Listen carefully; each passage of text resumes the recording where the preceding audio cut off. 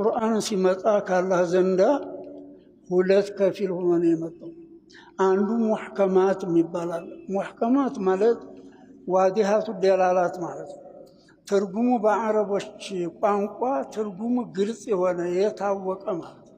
ያ ትእዛዙ ትእዛዝ ሆኖ ሊገበር ይገባል፣ ክልክሉን ሊከለከሉት ይገባል፣ ሊከተሉት የሚሰራበት እሱ ነው።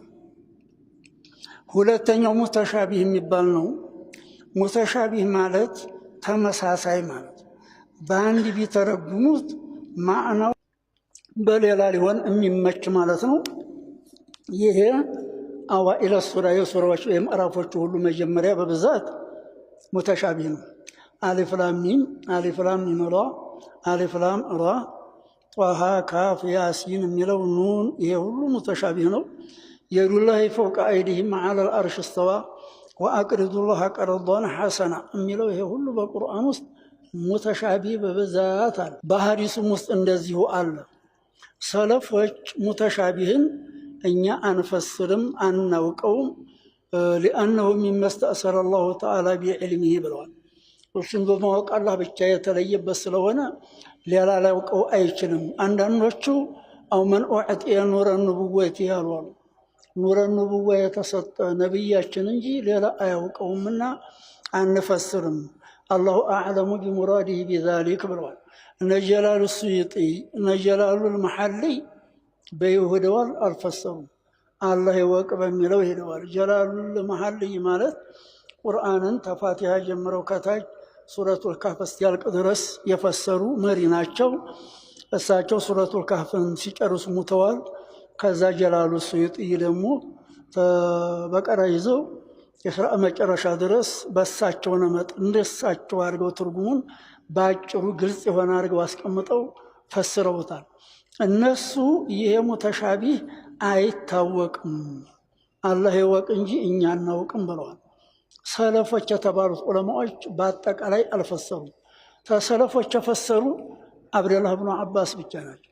አብደላህ ብኑ አባስ ትንሽ ሙተሻቢህን ነካክተዋል። በሰለፎች የሰለፎች መንገድ አስሑ ወአስለሙ ሚን ወርጦት ልእሽቲባህ በመመሳሰል አደጋ ላይ ተመውደቅ አላውቅም ማለት እንደዚህ ያለውን ጥሩ ነው ይላል።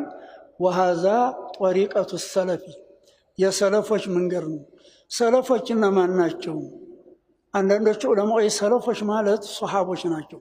ተሶሃቦች ውጭ ሆነ ታቢኡ ታቢኢን ይዞ ኸለፍ ነው የሚሉ ሰዎች አሉ።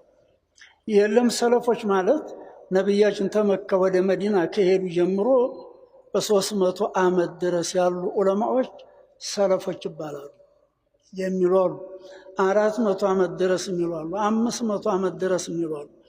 ሌላም ከይህም ሌላ አስተያየት የሰጣለ ትክክለኛው ጀማሂር ዑለማ የሄደበት 300 ዓመት ድረስ የሚለው 300 ዓመት ድረስ ተተባለ አልአኢመቱል አርበዓ ሚነ ሰለፍ ናቸው ማለት። ሰለፍ በአጠቃላይ ሙተሻቢህን አላህ ይወቅ እንጂ እኛ አንፈስርም ብለው አልፈሰሩም። የእነሱ ጥሩ ነው፣ ጥሩ መንገድ ነው፣ ከጥፋትም ታደጋም የሚጠብቅ ነው ይላል። ለተከራካሪ ግን መርቾ አይሆንም። በሰለፎች እሄዳለሁ ያለ ሰው መፈሰር አይችልም። ሙተሻቢህን በአጠቃላይ እንዲያለ አረበኛውን ቃላቱን ማስቀመጥ እንጂ ወደ ሌላ ቋንቋ መፈሰር አይችልም። ትልቁ አደጋ ይሄ ነው። በሰለፍ እከተላለሁ ብሎ ሰውዬው የፈሰረ እንደሆነ ከዲን አልኢስላም ያወጣዋል። አደጋ ነው። አይፈሰርም። እኔ አላውቅም ብሎ አረበኛውን ቃላቱን እንዳለ ማስቀመጥ ነው፣ እንዳለ ማስቀመጥ ነው። ስለዚህ የነሱ አስለም ነው ይላል። ኸለፎቹን ሀዲያ በእነሱ ለምን መጣ? አላህ ቁርአንን ያመጣው የሰው ልጅ አውቆ ተጠቅሞ ሊሰራበት ነው። የማይሰራበት የማይታወቅ ነገር ማምጣት አላህ ስራ መፍታት እንዲያው እንደላቅጥ አይሆንም ወይ? አይሆንም።